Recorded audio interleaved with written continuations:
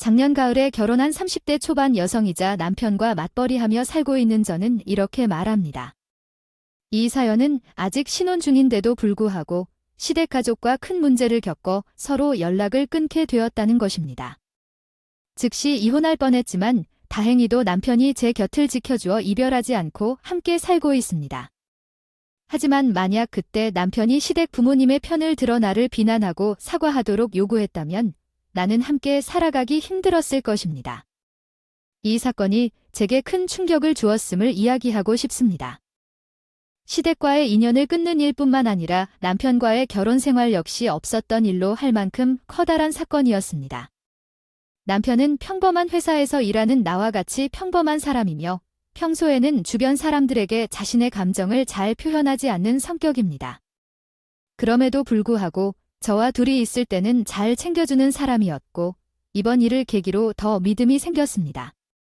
저 이외에도 하나 있는 친오빠는 3년 전에 먼저 결혼을 하고 집을 나갔으며 저 또한 결혼을 원했던 때 심정 부모님께서 이제는 시골에 내려가서 조용히 작은 농장에서 살고 싶으시다며 살던 집을 제게 맡기고 내려가셨습니다. 따라서 졸지에 제 식구들이 살던 집에 저 혼자 남게 되었습니다. 결혼 전까지는 혼자 쓸쓸하게 회사 다니면서 살다가 남편과 빠르게 결혼을 진행하고 같이 살게 되었습니다. 아무래도 혼자 있는 것이 싫어서 더 빨리 결혼 결심을 한 것 같아요. 우리 부모님에게 처음 결혼 승낙을 받으러 찾아갔을 때 부모님께서는 당분간 제가 살고 있던 서울집을 처분할 생각이 없다고 하시면서 저희만 좋으면 그 집에서 결혼 생활을 시작해도 된다 하셨어요. 결혼 준비를 할 때 가장 크게 걱정되는 것은 아무래도 신혼집이었는데 우리는 시작부터 그 문제를 완전히 해결할 수 있었습니다. 당연히 남편도 좋아하고 시부모님도 집을 구하지 않아도 된다 하니까 큰 돈을 굳다며 너무 기쁘게 생각해 주셨어요. 부모님 댁에 있는 낡은 가전제품들만 모두 새 걸로 바꿔주면서 큰 돈을 들이지 않고 결혼을 할 수 있었어요. 결혼 후에도 계속해서 회사 다니면서 맞벌이를 해오다가 우리는 당장 아이를 가졌어도 육아휴직 기간이 끝나면 회사로 복직하여 계속 일할 생각이었습니다. 여러 측면에서 결혼에 대해 한쪽으로 치우치지 않게 여기고 있었지만 시댁 사람들은 제 생각과는 많이 다르게 생각했던 것 같아요. 결혼 때문에 큰 돈을 들이지 않았고 부모님 명의의 집에서 무료로 살면서 아무런 노력 없이 결혼을 했다고 느끼시는 것 같습니다. 처음에는 전혀 그런 사실을 알아차리지 못했는데 제가 시댁에 찾아갈 때마다 제게 대하는 태도를 보면서 시부모님이 제게 불만이 있다는 것을 알게 되었습니다. 처음에는 작년 겨울 시어머니 생신 때였어요. 그날은 평일이었는데 퇴근한 후 다 같이 저녁을 먹자고 시댁으로 건너오라 하셨죠. 결혼 후 정식으로 시댁을 찾아가는 건 처음이었고 미리 예약해 놓은 케이크와 꽃다발을 들고 남편과 함께 시댁으로 찾아갔습니다. 도착했을 때 남편의 누나 부부도 함께 와 있었고 어머님이 저녁상을 모두 준비해 놓으셔서 바로 식사를 시작할 수 있었습니다. 식사 중에 물을 따라 달라는 등 가족들의 주문이 있었지요. 어머님이 그럴 때마다 식사 중에 일어나서 움직이시는 건데요. 제가 망령이 되어서 해야 하는 일인가 머릿속으로는 고민을 하고 있었지만 막상 이곳이 내 집은 아니라서 주방에 마음대로 들어가도 되는지 확신이 서지 않았습니다. 고민하다가 어머님이 계속 일어나시는 것 같아서 제가 해야겠다고 나섰어요. 어머님이라고 말하고 일어나서 제가 하겠습니다라고 말씀드렸습니다. 말을 꺼내자마자 시어머니께서 바로 자리에 앉으시면서 그래? 그럼 앞으로 이런 건 내가 좀 해라고 하셨고 신혼의 가족과 아버님, 어머님께서 이것저것 가져다 달라 하시더라고요. 그런 중에 남편이 이미 밥 다 먹었다고 하여 자기가 처리하겠다며 저를 보면서 계속 밥 먹으라고 일어섰는데 시모가 남편을 뜯어 말리셨어요. 며느리가 좀 더 일을 맡기셔야지요. 시댁을 방문하면서 그렇게 하는 것이 예의에 어울릴 터인데요. 좋은 마음으로 도와드리겠다고 내세웠지만 어떤 뉘앙스가 좀 거북하게 느껴졌어요. 결혼한 후 시댁에 해주지 못한 것이 무엇이 있을까 생각도 들었고 어머님의 말투가 예나 지나 날카롭고 적대적으로 들려서 어떻게 보면 자신을 좋아하지 않을까 하는 생각도 들었습니다. 그래도 별일 아닐 것 같아요. 그냥 내 기분 때문인가 생각하며 남편에게 눈치를 주며 가만히 앉으라고 하면서 식구들의 식사 심부름은 저가 다 했거든요. 6시가 되어 저녁을 모두 먹고 상을 정리하고 난 후 설거지가 산더미처럼 쌓였어요. 이번에는 내가 일부분 도와주고자 했는데 어머님에게 드리려고요. 점수를 따야겠다 생각해서 설거지까지 내가 하겠다고 고무장갑을 끼면서 말했어요. 그럴래. 그럼 너가 좀 마무리해라. 어머님은 짧게 대답하시고는 별다른 이야기도 없이 쟁반하고 아이 몇 개를 담아서 거실로 들고 가셨고 나는 설거지하고 있는 동안 다른 가족들은 후식을 먹으며 즐거운 시간을 보냈어요. 한번 내게 와서 과일 먹으라고 하던지 일단 와서 안아주다가 설거지하라고 말하는 사람이 없길래 약간 서운한 마음도 들었지만 며느리가 다 그렇다는 생각에 조용히 혼자 주방에서 설거지를 했습니다. 잠시 후에 내가 시간이 지나도 주방에서 나오지 않자 남편이 찾아와서 왜 당신이 설거지하다고 그랬어? 그냥 놔두지라고 물었어요. 뒤늦게 이야기하지만 시댁에 손님으로 놀러 왔는데 왜 너가 설거지를 하고 있느냐며 그냥 놔두고 같이 거실에서 과일을 먹자고 제안을 했을 때 그냥 내가 알아서 하겠다고 말해서 돌려보냈어요.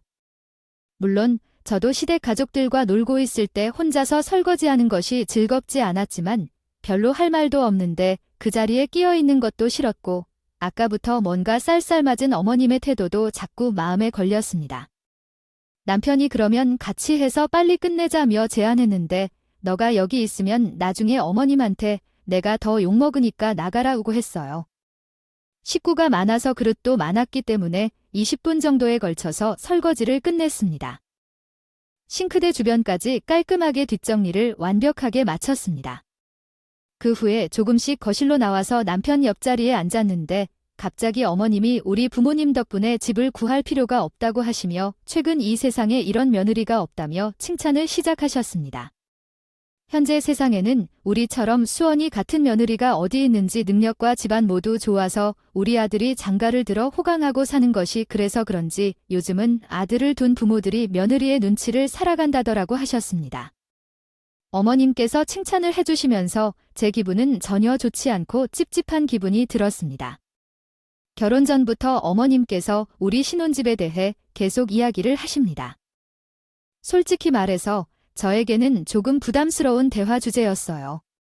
그 집은 친정 부모님이 우리에게 아끼신 것도 아니고 또한 친오빠까지 있는 상황에서 그 비싼 아파트를 덜컥 제게만 주실 것 같지도 않거든요.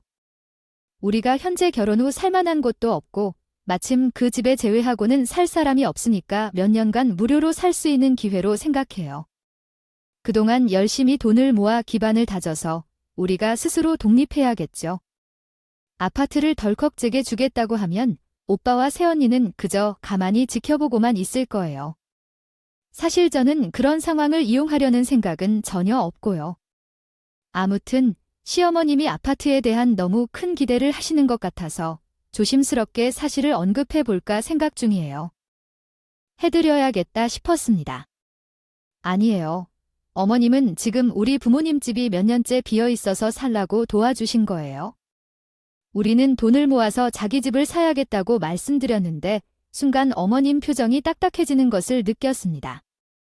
옆에서 남편이 어머니는 뭐 그런 쓸데없는 얘기를 하냐며 말했지만 결혼한 덕분에 서울 안에서 좋은 아파트를 공짜로 몇 년 동안 살 수 있는 기회를 얻었다고 말하며 어색한 분위기를 깼습니다. 그 반응을 보니 시어머니는 아마 그 집이 나중에 우리에게 떨어지게 될 것이라고 생각하신 것 같아요. 괜히 이야기했을까 싶기도 했지만 어머님이 계속 오해하고 있다가 나중에 크게 상처받는 것보다는 미리 말해주는 게 나을 것 같습니다. 확실한 말씀이 낫겠다고 생각했던 어머님의 말씀은 불이도 혼수를 괜히 맞춰서 갔네라는 것이었습니다. 당시에는 그 의미를 정확히 이해하지 못했지만 집에 돌아와서 생각해보니 어머님의 말이 거슬렸습니다. 결국 가전제품을 사고 혼수를 해주었지만 실제로 들고 온 게 없다는 말씀이었지요. 저는 결혼 전에 모아둔 돈이 그대로 남아있는 상황입니다. 당연히 결혼하면 남편이랑 같이 살게요. 신혼집을 찾으려고 지금까지 회사 다니면서 열심히 모아놓은 저축이 있어요. 엄청 큰 돈은 아니지만 올해 말에 만기되는 적금을 합하면 8천만 원 정도 현금이 있어요. 만약 진짜 집을 구할 때 모자라는 돈은 제가 부모님으로부터 지원받을 수도 있습니다. 몇 년 전 우리 오빠가 결혼할 때 오빠 돈 1억 5천만 원에 부모님께서 1억을 추가로 보태주셔서 전세집으로 들어갔거든요. 우리 집은 오빠와 나를 차별하는 분위기도 없고 제가 나중에 집을 사게 될 때도 부모님이 도와주시리라고 생각해요.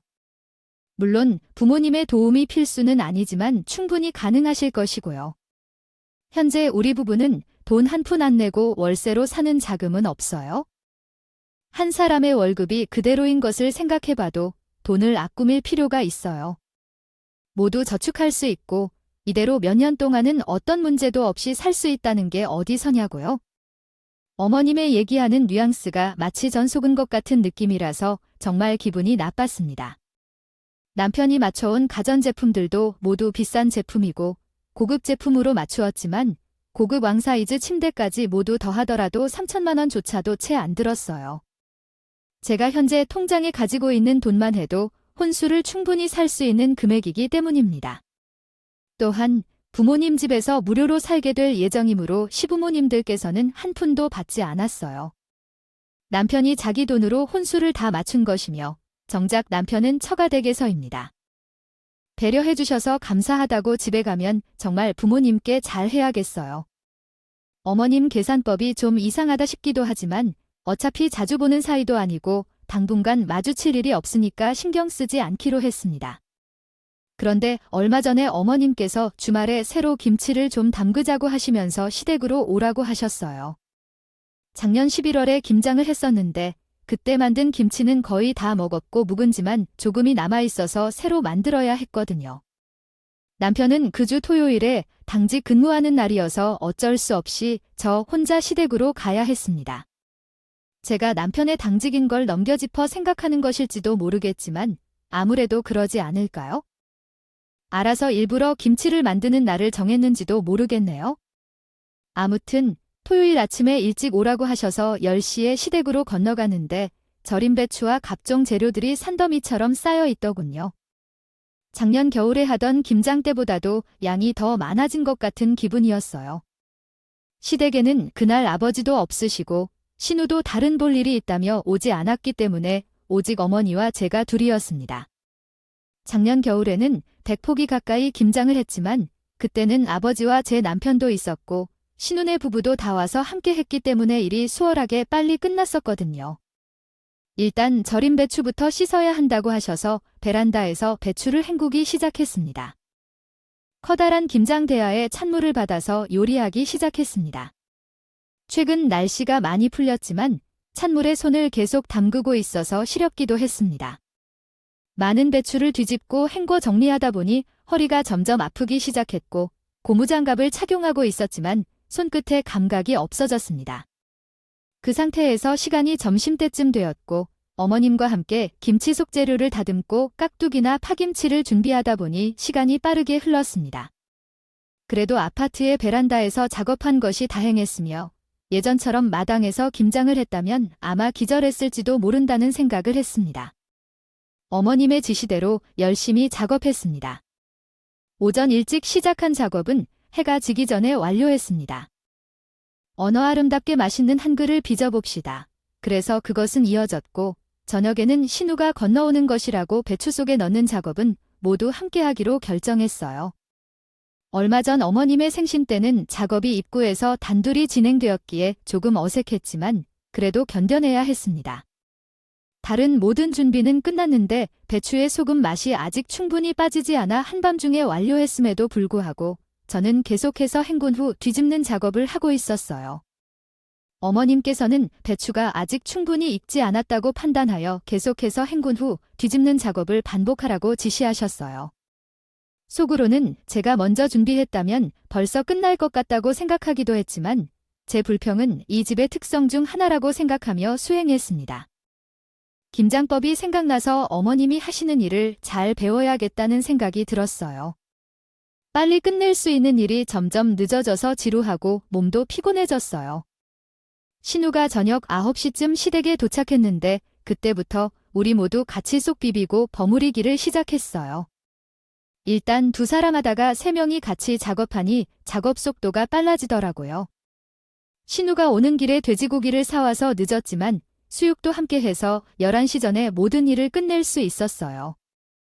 각자 집에서 가져온 김치통에 김장김치를 다 옮겨 담기도 했고 속 비비는데 사용한 김장 매트나 온갖 설거지 도구는 베란다로 옮겨 놓았어요. 생각해보니 그날은 하루 종일 일하느라 제대로 된 밥을 못 먹어서 배도 너무 고프고 시간은 이미 늦었지만 삶아둔 수육과 겉절이에서 밥을 먹어야겠다고 생각했어요. 일단 고기를 좀 먹고 나중에 뒷정리를 하자고 해서 밥상을 차린 엄마였습니다. 냉장고에는 소주가 없어서 우리 수육에 한 잔 할까 싶었죠. 신우가 소주 없이는 수육을 먹지 못한다며 어머니께서 빨리 나가서 사오라고 시켰어요.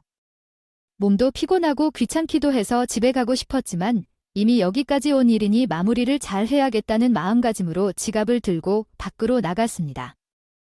시어머니 집은 2층이었는데 마늘 냄새와 양념 냄새 때문에 베란다 창문을 손쉽게 열었어요. 열어놓은 채 일을 하고 있었기 때문에 집 안으로 TV 소리까지 들렸는데 일부러 듣고 싶었던 것은 아니었지만 우연히 시댁집 앞을 지나갈 때 어머니와 신우가 웃으며 하는 대화가 귀에 들려왔습니다. 아니, 그래서 나올 때까지 계속 배추를 씻으라고 시킨 거야? 사실은 아까 낮에 다 끝냈는데 고생 좀 시켜보려고 그런 거지? 내가 걔만 보면 정말 얄미워서 죽겠어. 결혼 전까지는 자기 집인 것처럼 이야기해서 우리에게 혼자를 맞추어 오라고 했더니 이제 와서 입살을 닫고 제 것이 아니라며 하잖아. 착한 내 아들을 꿰어서 사는 것을 보면 속에서 화가 난다. 내 귀에 들려오는 말들이 정말 무슨 소리인지 궁금해졌습니다. 어떻게든 시키는 대로 일을 해서 빨리 끝내고 싶었지만 시모는 처음부터 나를 힘들게 골탕 먹이려고 고심만 하고 있었습니다. 어째서인지 자주 시도할 때마다 배추를 씻고 뒤집어야 한다며 일을 시키려고 외면하더니 시댁에서는 친정에 비해 너무 긴장하고 힘들어하는 것을 알 수 있었습니다. 그 모든 것이 나를 힘들게 하기 위해 일부러 만든 상황이라는 사실이 참으로 불쾌하고 비참한 느낌이었습니다. 오늘은 시댁에 와서 순전히 어리석게 행동한 것 같았어요. 잠시 후 소주를 사서 집에 돌아와 두 사람에게는 전혀 몸이 좋지 않아서 섭섭하지만 먼저 가보겠다고 이야기하고 옷을 입어 밖으로 나갔습니다. 어머니와 신우가 저를 붙잡으며 함께 김치를 담가주는데 힘들었지만 먹고 나가지 말고 왜 벌써 가느냐고 물었습니다. 웃으면서 말을 걸었는데 그 웃는 모습이 너무 가증스러워 보이고 속으로는 내 욕을 하면서 딴 생각을 품고 있다는 생각이 들었어.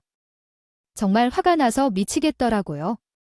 하지만 싸우기 싫어서 그냥 나오려고 했는데 뒤통수에 대고 하는 어머님의 말이 결정적이었어요.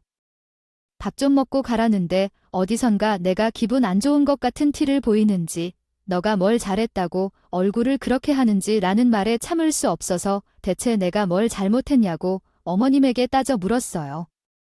아까 다 보신 대로 너를 고생시키려고 일부러 그러셨다면서 아무리 제가 미워도 그렇지 어떻게 그럴 수가 있어요. 속으로는 당당하게 제가 할 말을 하고 싶었는데 막상 화를 내고 보니까 억울한 마음으로 눈물이 먼저 나왔어요. 제가 울자 시모와 신우는 당황해하며 자기들이 잘못한 게 없는데 왜 우는지 괜히 자기들을 나쁜 사람으로 만들지 말라고 했어요. 저도 더 이상 머물기 싫어서 그대로 시댁을 떠나왔고 안내도 없이 화를 자아내니 다리가 풀리더라고 하더라고요. 이후 택시를 타고 집으로 돌아왔습니다. 집에 향하던 중 남편이 전화를 걸어와서 갑자기 무슨 일이냐고 물었어요. 매우 놀란 듯한 남편의 목소리를 듣자 제 마음도 화가 솟아오르려 했지만 택시 운전사가 함께 있는 것과 남편에게 우는 모습을 보이기 싫어서 참았습니다. 그날 있었던 경험과 베란다에서 들은 사건을 남편에게 보고하는 일까지가 있었습니다. 한참이나 말을 하지 않더니 남편이 한숨을 깊게 쉬고는 아무튼 지금은 집에 가서 쉬라고 하고 말했다. 남편이 전화를 끊자 어떻게 집에 돌아왔는지 기억조차 나지 않는다. 그날 아침부터 한 끼도 먹지 못했는데 배도 고프고 집에 도착하자마자 안방으로 들어가서 기절하듯이 잠들었다. 몸이 여기저기 아프고 어디를 보나 엄마나 언니랑 이렇게까지 나를 싫어할 줄은 몰랐다는 충격을 정신적으로 받았다. 잠을 자다가 깨었을 때 옆자리에는 남편이 있었다. 나도 내 엄마가 너한테 좀 불평을 하고 있다는 건 알고 있었는데 이 정도로 집에 불러다가 난리를 칠 줄은 몰랐다 하며 이야기했다. 앞으로 너는 우리 집에서 고생할 거야 라고 했다. 필요 없습니다. 명절에도 저 홀로 가도 충분하니까요. 당신은 장모님 댁으로 가세요. 너와 저희 엄마가 서로 마주치면 싸울 뿐이겠죠. 남편이 저가 자는 사이에 시댁으로 들어가서 시어머니와 시모에게 왜 죄 없는 며느리를 괴롭히고 못살게 만드냐고 한판치고 온 것 같았어요. 덕분에 앞으로 시댁에 부를 일도 없고 시어머니와 연락조차 서로 하지 않는 것이 되었습니다. 남편이 모든 연락은 자기에게 하라고 했고 두 사람은 저에게 따로 전화하지 말라고 했습니다. 확실하게 말하고 왔습니다. 지금까지 살아오면서 모난 데 없고 둥글둥글한 성격이라는 주변 평가를 받아왔습니다. 학창시절부터 선생님과 친구들과의 관계가 좋았기 때문에 누군가가 이렇게까지 이유 없이 나를 싫어하고 괴롭힐 수 있다는 사실을 처음 깨달았어요. 그리고 평생 함께 지내야 할 수도 있는 시어머니가 그런 행동을 한다는 사실에 충격을 받았지만 다행히 남편이 그 상황에서 중재 역할을 잘 해줘서 감사하게 생각하고 있습니다. 이번에 남편이 시어머니 편을 들고 시댁에서 저는 버릇없이 뛰쳐나왔다고 말했다면 우리 부부 사이에는 어떤 변화가 있었을지 모르겠어요. 그만큼 이번 일은 제게 큰 충격이었기 때문에요. 시댁과의 관계가 멀어지는 것은 안타까운 일이지만 그 덕분에 남편과 저는 더욱 더 큰 신뢰를 갖게 된 것 같아요. 남들이 뭐라고 하더라도 저와 부부관계가 어떻게 될지 모르겠지만 그 상황은 불행했던 일이었지만 우리에게 더 큰 결합력과 신뢰를 준 것 같습니다. 말을 가장 믿고 제 편이 되어주는 사람이었네요. 굳이 싫어하는 사람들을 위해 보이려고 애쓸 필요 없이 남편과 함께 행복한 삶을 살 겁니다. 오늘의 이야기는 여기까지입니다. 구독, 좋아요 및 알림 설정을 해주시면 감사하겠습니다. 모두가 행복하고 좋은 하루 보내길 바라며